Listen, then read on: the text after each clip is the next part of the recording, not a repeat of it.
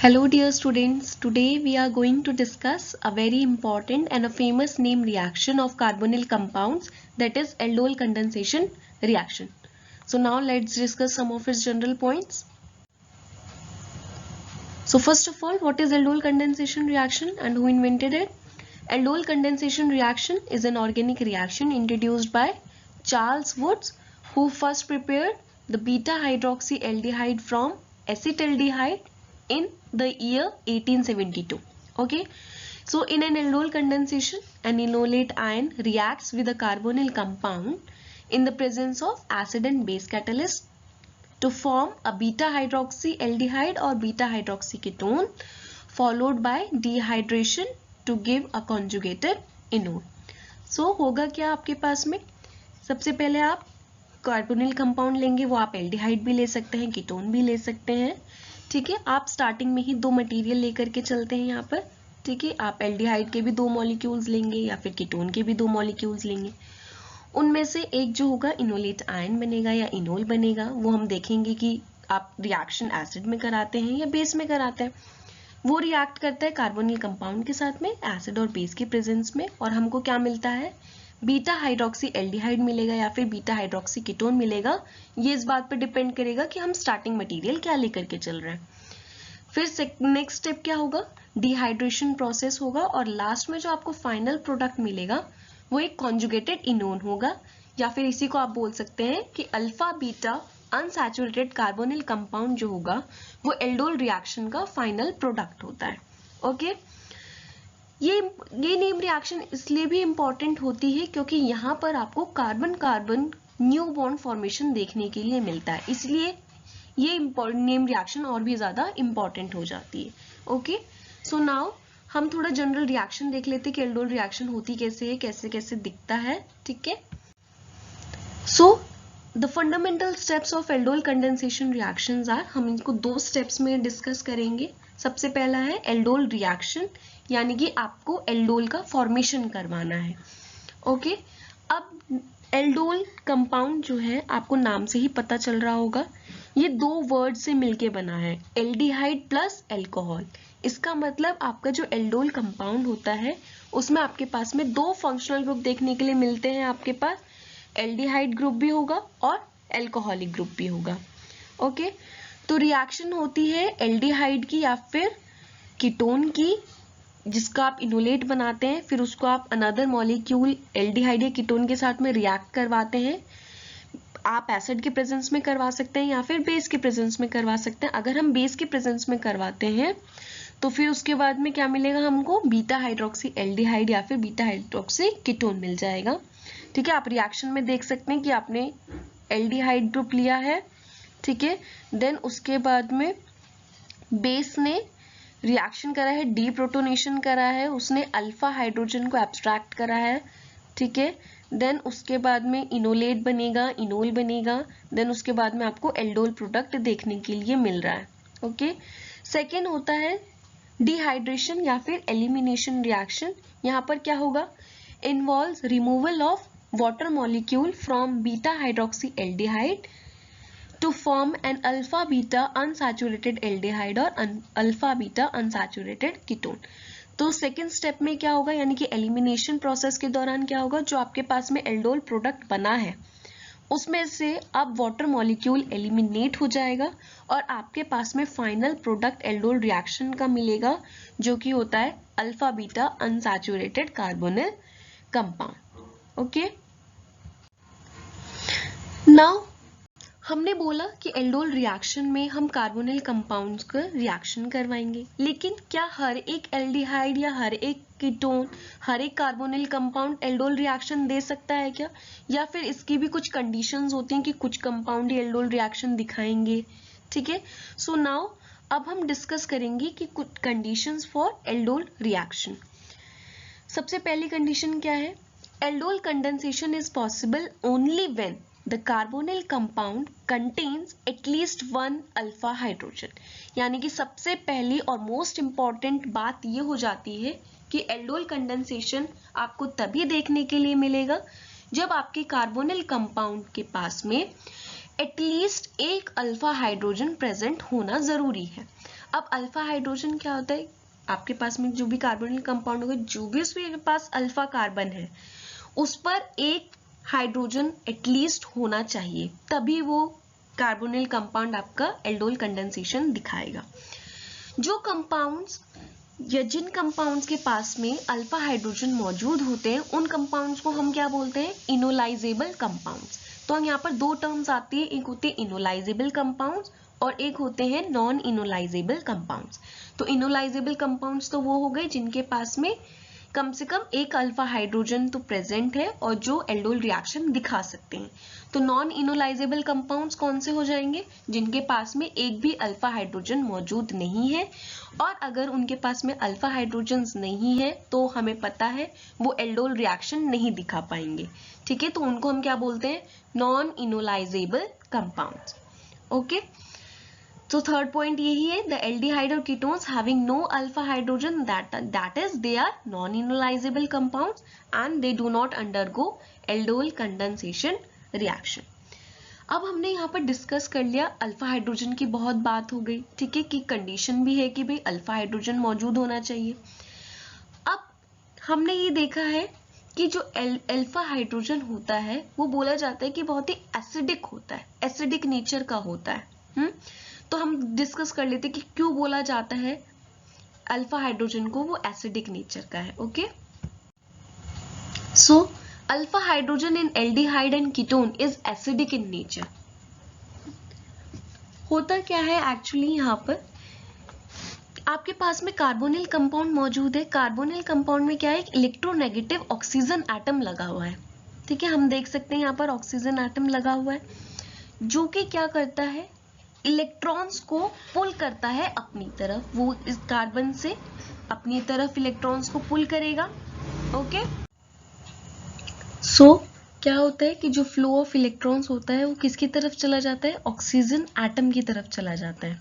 तो उस वजह से क्या होता है कि जो रिमूवल होता है हाइड्रोजन का, अल्फा हाइड्रोजन का बेस की प्रेजेंस में, वो बहुत ही ईजी हो जाता है। ठीक है, तो इनोलेट का फॉर्मेशन हो जाता है। आप देख सकते हैं कि किस तरीके से बेस ने क्या करा, प्रोटॉन एब्स्ट्रैक्ट करा, देन उसके बाद में वो यहाँ पर लोन पेयर ऑफ इलेक्ट्रॉन्स छोड़ देगा, देन उसके बाद में क्या होगा, वो कॉन्जुगेशन में जाएगा।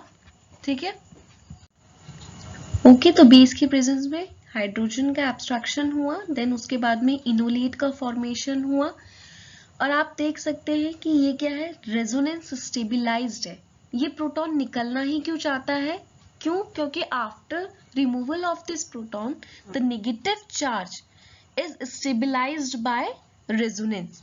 ठीक है, यहाँ पर जो नेगेटिव चार्ज की पार्किंग हो जाती है वो एक अच्छे इलेक्ट्रोनेगेटिव एटम पर हो जाती है, जिस वजह से ये प्रोटॉन इजीली निकलना चाहता है, और हम बोलते हैं कि जो एल्डिहाइड और कीटोन्स में अल्फा हाइड्रोजन्स होते हैं वो एसिडिक नेचर के होते हैं। ठीक है, ये तो हमने बात कर ली अल्फा हाइड्रोजन्स की। अब हमने बोला कि जो कंपाउंड्स के पास में अल्फा हाइड्रोजन्स होगा वो आपको एल्डोल कंडेंसेशन रिएक्शन दिखाएंगे। तो कुछ कंपाउंड्स से अगर हम एग्जांपल ले लें, जैसे कि जो एल्डोल रिएक्शन दिखाएंगे, तो उसमें सबसे पहला एग्जांपल हमारे पास क्या आएगा, एसिटल्डिहाइड। क्या होता है फॉर्मूला, CH3CHO। और एग्जांपल हो सकता है आपके पास में प्रोपेनल आप ले सकते हैं, उसके में भी अल्फा हाइड्रोजन्स मौजूद होते हैं। ठीक है, एसिटोफिनॉन आपके पास में है, ठीक है, वो उसमें भी आपके पास में अल्फा हाइड्रोजन्स है। कुछ ऐसे कंपाउंड्स जो एल्डोल कंडेंसेशन रिएक्शन नहीं दिखाएंगे, मतलब जिनके पास में अल्फा हाइड्रोजन्स नहीं है, वो कौन से, उसमें सबसे पहला ही एग्जांपल आता है आपके पास में बेंजल्डिहाइड, यानी कि बेंजीन रिंग पर CHO ग्रुप आपके पास में लगा हुआ है और आपको पता है वहां पर कोई भी अल्फा हाइड्रोजन मौजूद नहीं है। सेकेंड एग्जाम्पल फॉर्मेल्डिहाइड, HCHO, वहां पर भी कोई भी अल्फा कार्बन मौजूद नहीं है, तो यानी कि अल्फा हाइड्रोजन मौजूद नहीं है। और एग्जाम्पल बेंजोफिनॉन हो गया, फिर उसके बाद में ट्राइक्लोरो एसिटल्डिहाइड। तो ये कुछ ऐसे कंपाउंड्स हैं जो आपके पास एल्डोल कंडेंसेशन रिएक्शन नहीं दिखाएंगे। ओके, सो नाउ हमने जो थोड़ा डिस्कस करना था जनरल वो हमने डिस्कस कर चुका है। नाउ अब हम मैकेनिज्म डिस्कस करेंगे एल्डोल कंडेंसेशन रिएक्शन की। मैकेनिज्म ऑफ एल्डोल कंडेंसेशन, हम दोनों ही प्रेजेंस में मैकेनिज्म को स्टडी करेंगे। ठीक है, एल्डोल कंडेंसेशन, अगर हम पहले एल्डिहाइड हम स्टार्टिंग मटेरियल ले रहे हैं और बेस के प्रेजेंस में इस रिएक्शन को करवा रहे हैं। ओके तो अगर हम एक जनरल व्यू पॉइंट लें तो वो क्या होगा, आपके पास में कोई इनोलाइजेबल कंपाउंड होगा, वो एसिड और बेस की प्रेजेंस में अगर आप रिएक्शन एसिड में करवाते तो हमें इनोल का फॉर्मेशन देखने के लिए मिलता है, अगर हम रिएक्शन बेस की प्रेजेंस में करवाते हैं तो हमको इनोलेट देखने के लिए मिलता है। ये दोनों ही कैसे होते हैं, क्या नेचर होता है, ये इलेक्ट्रोफिलिक होते हैं या न्यूक्लियोफिलिक, ये दोनों ही न्यूक्लियोफिलिक नेचर के होते हैं, न्यूक्लियोफाइल्स बनते हैं। अब आपको पता है कि जो कार्बोनिल कंपाउंड की जो रिएक्शन हम पढ़ते हैं ये न्यूक्लियोफिलिक एडिशन रिएक्शन में हम पढ़ते हैं, तो यानी कि न्यूक्लियोफाइल का एडिशन अब हमें किसी इलेक्ट्रोफाइल पर कराना होगा। वो इलेक्ट्रोफाइल का काम कौन करता है, जो सेकंड आपके पास में मॉलिक्यूल है कार्बोनिल कंपाउंड का, वो एज एन इलेक्ट्रोफाइल काम करेगा। आपको पता है कि जो कार्बोनिल सेंटर होता है, जो कार्बन होता है कार्बोनिल कंपाउंड में, वो एज एन इलेक्ट्रोफाइल की इलेक्ट्रोफिलिक सेंटर की तरीके से काम करेगा। तो हमारा न्यूक्लियोफाइल जो है वो अटैक करेगा इलेक्ट्रोफाइल पर। देन उसके बाद में एल्डोल का फॉर्मेशन होगा। एल्डोल बनने के बाद लास्ट स्टेप क्या होता है, डिहाइड्रेशन, यानी कि वाटर मॉलिक्यूल का एलिमिनेशन होगा और हमको final product alpha beta unsaturated carbonyl compound देखने के लिए मिलेगा। Okay so now aldol condensation in aldehydes with base as a catalyst. So सबसे पहला स्टेप क्या होता है, step number 1 removal of alpha hydrogen from the base. Base क्या करेगा, सबसे पहले ही एसिड बेस रिएक्शन होगी। आपको पता है आपके कंपाउंड में एसिडिक प्रोटॉन मौजूद है, अगर आप बेस कर ले रहे हैं तो सबसे पहले ही क्या हो जाएगा, एसिड बेस रिएक्शन, तो अल्फा हाइड्रोजन रिमूव हो जाएगा with the help of base. Second step में क्या होगा, the first step result in the formation of carbon ion which undergoes a nucleophilic addition reaction with the carbonyl group present in the second molecule of aldehyde। तो आपको पता है जब base proton को abstract कर लेगा तो इनोलेट का फॉर्मेशन होगा, enolate as a nucleophile act करेगा और फिर न्यूक्लियोफिलिक एडिशन रिएक्शन होगी, वो न्यूक्लियोफाइल इलेक्ट्रोफाइल पर अटैक करेगा, ठीक है। And the second step result in the formation of condensation product, और आपको क्या मिल जाएगा, एक कंडेंसेशन प्रोडक्ट मिल जाएगा। Step number 3 protonation of alkoxide ion will occur due to reaction with water. अब जो आपके पास में रिएक्शन हो गई, जो एल्कोक्साइड आयन बनेगा वो उसको भी स्टेबल होना है, तो वो अपने नेगेटिव चार्ज को स्टेबलाइज कैसे करेगा, वो वाटर मॉलिक्यूल से प्रोटॉन को ले लेगा, ठीक है। स्टेप नंबर 4 क्या होगा, स्टेप नंबर 3 में ही आपको एल्डोल प्रोडक्ट आपको देखने के लिए मिल जाएगा। नाउ लास्ट स्टेप क्या होता है, step number 4 heating of the aldol compound in the basic solution will help in dehydrating the product to form alpha beta unsaturated aldehyde compound। so last step में क्या होता है, हीट के presence में क्या हो जाता है कि जो वाटर मॉलिक्यूल है वो निकल जाएगा, और जो मैकेनिज्म यहाँ पर फॉलो होता है एलिमिनेशन का, that is even CB। Okay तो हम इनको देख लेते हैं कैसे है मैकेनिज्म। ये देखिए हम देख सकते हैं इस डायग्राम में, देखो step 1 removal of alpha hydrogen, base ने क्या करा, अल्फा हाइड्रोजन, ये क्या है आपके पास में, एक कार्बोनिल एल्डिहाइड है आपके पास में, ओके ये क्या है, एक अल्फा कार्बन है, इस पे जो मौजूद प्रोटॉन्स है वो क्या है, अल्फा प्रोटॉन्स। तो बेस की प्रेजेंस में क्या होगा, सबसे पहले एसिड बेस रिएक्शन होकर के बेस अल्फा प्रोटॉन्स को एब्स्ट्रैक्ट कर लेगा, देन उसके बाद में क्या बनेगा, कार्बन आयन जनरेट हो गया, ठीक है। ये क्या करेगा, रेजोनेंस स्टेबलाइज होता है तो ये इधर जाएगा कॉन्जुगेशन में, और कार्बोनिल वाला जो पाई बॉन्ड है वो ब्रेक होगा और नेगेटिव चार्ज की पार्किंग ऑक्सीजन पर हो जाएगी, ठीक है। ये बन जाता है आपके पास में इनोलेट। इनोलेट फिर क्या करेगा, स्टेप 2 न्यूक्लियोफिलिक एडिशन रिएक्शन, ये इनोलेट अटैक करेगा आपके पास में इलेक्ट्रोफाइल पर, वो इलेक्ट्रोफिलिक सेंटर कहाँ है, इस कार्बोनिल कंपाउंड का कार्बन। तो यहाँ पर क्या होगा, फिर से जो नेगेटिव चार्ज होता है ना ये यहाँ पे वापस आता है, देन उसके बाद में पाई बॉन्ड कार्बन पे जाता है, देन उसके बाद में ऑक्सीजन फिर से, क्योंकि जैसे ही इसके साथ जाएगा कार्बन के पास में 5 बॉन्ड हो जाएंगे और कार्बन कभी भी 5 बॉन्ड नहीं बनाता है, तो इसलिए पाई बॉन्ड की ब्रेकिंग होगी और उसके बाद में आपके पास में ये एल्कोक्साइड आयन इस तरीके से बन जाएगा। देन इसके बाद में आपको पता है कि ये स्टेबलाइज होना चाहेगा, ये ऑक्सीजन अपने आप को स्टेबलाइज करेगा, तो ये क्या करता है, प्रोटॉन ले लेता है वाटर मॉलिक्यूल से और आपके पास में एल्डोल का फॉर्मेशन हो जाता है, ठीक है। लास्ट स्टेप क्या होता है कि अब इस एल्डोल प्रोडक्ट से हीटिंग की प्रेजेंस में यानी कि हीट के प्रेजेंस में आप क्या करवाओगे, एलिमिनेशन करवाते हैं। यहाँ से OH और H एलिमिनेट हो जाते हैं तो वाटर मॉलिक्यूल बाहर चला जाता है और आपके पास में जो फाइनल प्रोडक्ट मिलता है वो मिलता है alpha beta unsaturated carbonyl compound. और यहाँ पर क्योंकि हमने एल्डिहाइड लिया था तो हम इसको बोलेंगे अल्फा बीटा अनसैचुरेटेड एल्डिहाइड। तो ये मैकेनिज्म हमने देखा in presence of base. Okay, now mechanism हम देख लेते हैं एल्डोल रिएक्शन का इन प्रेजेंस ऑफ एसिड, कि एसिड अगर हम लेते हैं तो किस तरीके से मैकेनिज्म चेंज होता है या क्या चीजें देखने के लिए मिलती हैं वो डिस्कस कर लेते हैं। In the first step, conversion of the ketonic compound to its corresponding enolic form will occur. In the second step, enol will attack the protonated carbonyl group. तो सबसे पहले क्या होगा, देखो अब आपके पास में क्या है, आप बेस नहीं है कोई, ठीक है, तो कोई प्रोटॉन एब्स्ट्रैक्ट नहीं कर पाएगा अल्फा हाइड्रोजन, ठीक है। तो अब क्या होगा, क्योंकि आपने एसिड डाला हुआ है, एसिड के प्रेजेंस में रिएक्शन करवा रहे हैं, इसका मतलब H+ है। ओके, आपको पता है कार्बोनिल कंपाउंड में जो ऑक्सीजन है उसके पास में लोन पेयर ऑफ इलेक्ट्रॉन्स है।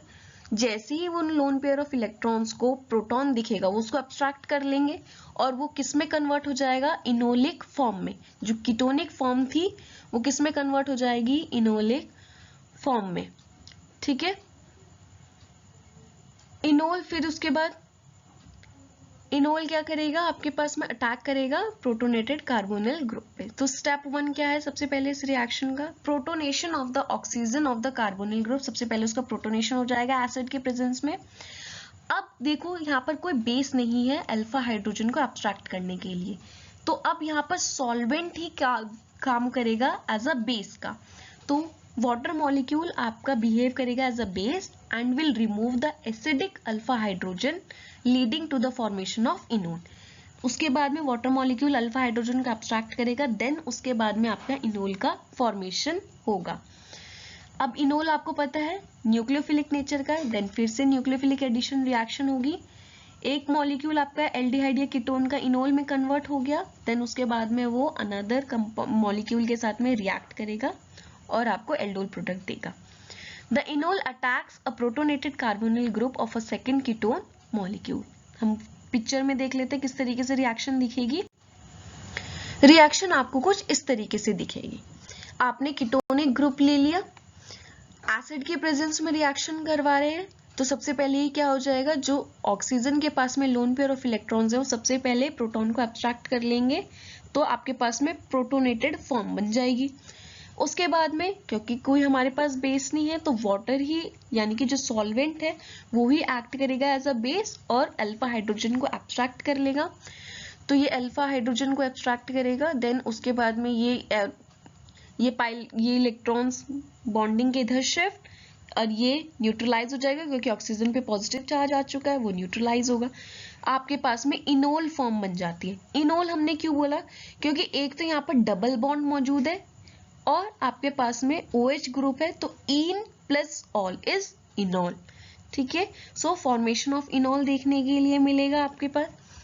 नाउ थर्ड स्टेप होगा, जो इनोल वाली फॉर्म है नाउ वो एज अ न्यूक्लियोफाइल है, तो वो अब इलेक्ट्रोफिलिक सेंटर पर अटैक करेगी, तो ये बॉन्ड इधर शिफ्ट, इस बॉन्ड के इलेक्ट्रॉन्स इधर शिफ्ट, नीचे आएंगे, देन उसके बाद में ये पाई बॉन्ड इस कार्बन पर अटैक करेगा, देन इसके बाद में ऑक्सीजन वाले पे जो पॉजिटिव चार्ज है वो न्यूट्रलाइज होगा, ठीक है। देन उसके बाद में आपको क्या मिल जाएगा, एल्डोल वाली फॉर्म मिल जाएगी, ठीक है। तो इस तरीके से हम जो देखते हैं एल्डोल रिएक्शन की स्टडी करवाते हैं, ठीक है। तो एल्डोल रिएक्शन हमने देख लिया किस किस तरीके से होती है, क्या क्या कंडीशंस होती हैं, ठीक है, कि अल्फा हाइड्रोजन आपके पास में होना ही चाहिए, उसके बिना अगर आपके पास में अल्फा हाइड्रोजन मौजूद नहीं है कार्बोनिल कंपाउंड्स पे तो रिएक्शन आपको देखने के लिए नहीं मिलेगा। हमने कंपाउंड्स डिस्कस कर लिए कि किस में एल्डोल कंडेंसेशन आपको देखने के लिए मिलता है, किस में नहीं मिलता है।